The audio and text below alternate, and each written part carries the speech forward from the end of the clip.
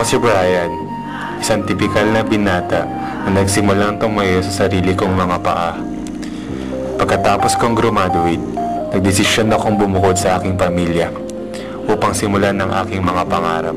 Hindi ko hinihintay na magkaroon ng babaeng iibigin dahil para sa akin, hadlang lang sila sa aking mga pangarap. Hanggang sa...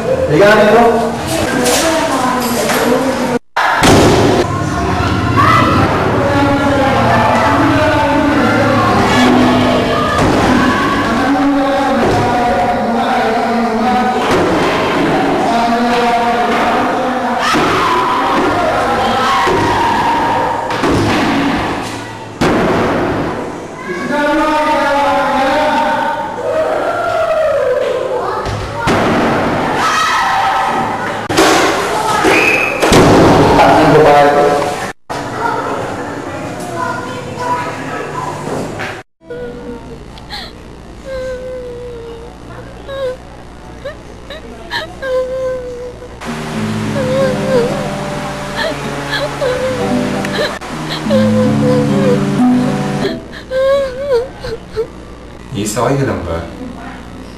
Naririnig ko sa ginagawa ng asawa mo. Sorry kung nangihimasok ako pero mali naman nata nung sinasaktan ka na, di ba? Miss, naririnig mo ba ako?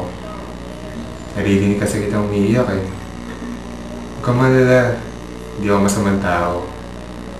Okay ka lang ba, Miss? Naririnig mo ba ang sinasabi ko? Oo, naririnig kita kanina pa. Akala ko kasi di mo ko naririnig eh. Kanina pa ako nagsasalita dito. Bakit nga pala kayo nag-away ng asawa mo? Hindi ko siya asawa. So sa madaling salita, magkalibin kayo. Oo. Nasaan siya ngayon? Pumasok na sa trabaho niya. Okay. Ako nga pala si Brian. Ikaw, anong pangalan mo? Cassandra. Ganda naman pala ng pangalan mo. Salamat. Bago lang pala ako dito. Nakalipat ko lang ng kahapon. Oo, alam ko. Nakita kita kahapon. Akala ko nga wala nakatira dyan sa kabilang kwarto. Sandra? Si Sandra? Diyan ka ba?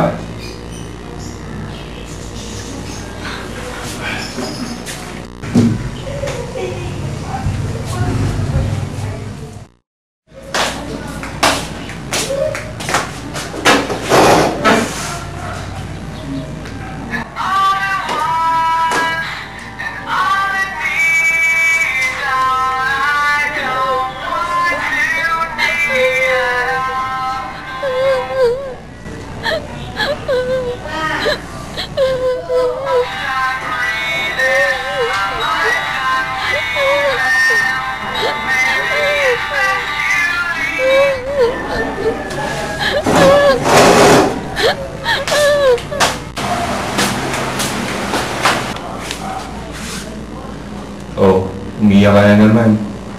Ikaw na naman ang kinakasama mo. Okay ka lang ba? Oo, ayos lang ako. Sigurado ka ba? Oo, ayos lang talaga ako. Nga pala, ba't hindi ka na sumagot sa tanong ko sa'yo kahapon? Kasi nagpahinga na ako eh.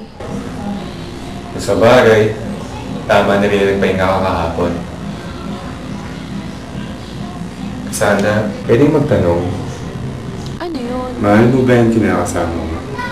Oo, mahal ko siya. Kahit lagi ka niya sinasaktan? Oo, mahal ko pa rin siya. Ang swerte naman niya. Kahit lagi ka niya sinasaktan, mahal mo pa rin siya. Mahal ko kasi siya eh. Kaya ang tanong, mahal ka ba niya?